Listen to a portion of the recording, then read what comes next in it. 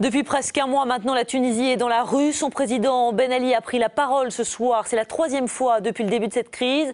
Un président conspué qui a promis plus de liberté aux Tunisiens et s'est engagé à ne pas se représenter en 2014. Je suis en faveur du renforcement de la démocratie et du pluralisme politique dans notre pays et je vais œuvrer pour le respect de la constitution dans notre pays. Et j'ai d'ailleurs dit qu'il n'y avait pas de présidence à vie, je l'ai déjà dit le 7 novembre, et je voudrais ici donc dire que tous ceux qui souhaitent se présenter aux élections présidentielles de 2014, eh bien, sont invités à le faire. Alors, Laure Rémy, vous êtes l'envoyé spécial de BFM TV à Tunis. On a entendu donc ces promesses du président Ben Ali. Est-ce que la population a commencé à réagir ? Bien, écoutez, je ne sais pas si vous pouvez bien les entendre, mais il y a des dizaines de klaxons qui retentissent dans les rues de Tunis en ce moment même. Ils sont descendus dans la rue quelques minutes après le discours pour exprimer leur joie.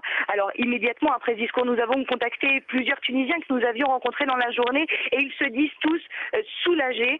Ben Ali a parlé avec son cœur, nous dit-on. Il n'a pas utilisé le langage littéraire, celui qu'on apprend à l'école, mais plutôt celui de la rue, celui des Tunisiens. L'annonce qui a le plus marqué les esprits, c'est celle de l'arrêt des tirs. Elle soulage véritablement la population. Une annonce que certains traduisent pourtant comme une nouvelle manipulation de Ben Ali qui craint un bain de sang demain lors de la grève générale. Pour d'autres, il a enfin annoncé ce que le peuple attendait, la baisse des prix bien sûr, mais aussi et surtout la liberté d'expression accordée à tous.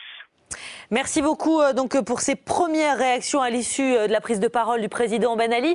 Nous sommes à Paris en direct avec notre invité Kamel Gendoubi. Bonsoir.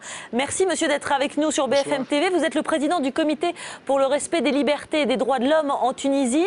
Alors vous avez peut-être entendu à l'instant ce que nous disait Laure Rémy depuis Tunis. Le président Ben Ali qui s'est exprimé dans le 20h, qui a promis de ne pas briguer un nouveau mandat en 2014, qui a également promis aussi la baisse des prix des matières premières, le pain, le sucre ou encore l'arrêt des violences. Comment que vous inspirent ces déclarations du président Ben Ali ?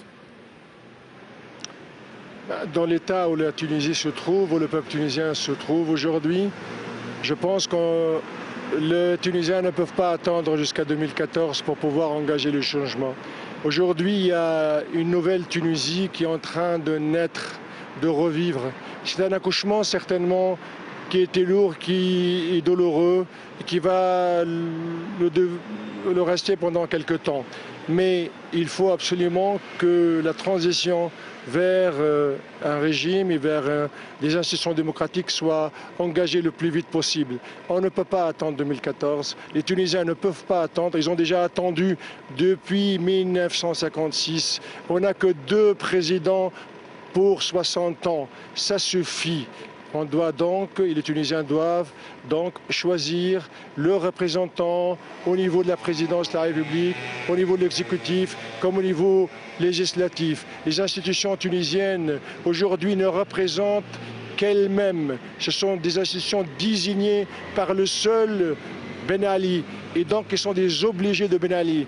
Donc, il faut engager la Tunisie sur un processus pacifique, mais surtout démocratique, en appelant les Tunisiens, dans les délais raisonnables, mais au plus vite, est-ce qu'ils choisissent leurs représentants à tous les niveaux des affaires publiques, de l'État, du Parlement et de toutes les institutions représentatives.